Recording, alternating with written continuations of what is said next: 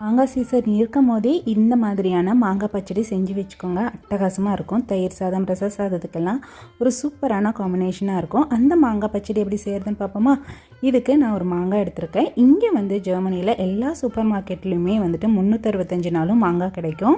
இந்த மாங்காய் ரொம்ப புளிப்பாலாம் இருக்காது, மீடியமாக இருக்கும். அதை கட் பண்ணி இந்த மாதிரி ரெடி பண்ணிக்கோங்க. இப்போ ஒரு பேனில் 1 ஸ்பூன் ஆயில் கூட 1 ஸ்பூன் கடுகு, உளுத்தம்பருப்பு, கருவேப்பிலை, வரமிளகாய், பெருங்காயெல்லாம் சேர்த்து வதக்கிட்டு இப்போ கட் பண்ணி வச்சுருக்க மாங்காவும் சேர்த்துக்கோங்க. இதில் 1/4 ஸ்பூன் அளவுக்கு மஞ்சள் தூள், தேவையான அளவு உப்பு சேர்த்து 2 நிமிஷம் நல்லா பெரட்டினதும் 1/4 கப்புக்கும் கொஞ்சம் குறைவாக தண்ணி ஆட் பண்ணி இந்த மாங்காவை நல்லா வேக வச்சு எடுத்துக்கோங்க. 2 நிமிஷத்துலேயே நல்லா வெந்து வந்ததும் இதை லைட்டாக மசிச்சு விட்டுட்டு இப்போ 1/4 கப் அளவுக்கு இதில் வெல்லம் நல்லா பொடியாக சேர்த்துக்கோங்க. இது 2 நிமிஷம் நல்லா கலந்து விட்டுட்டீங்க அப்படின்னீங்கன்னா சூப்பரான மாங்காய் பச்சடி ரெடி ஆயிரும்.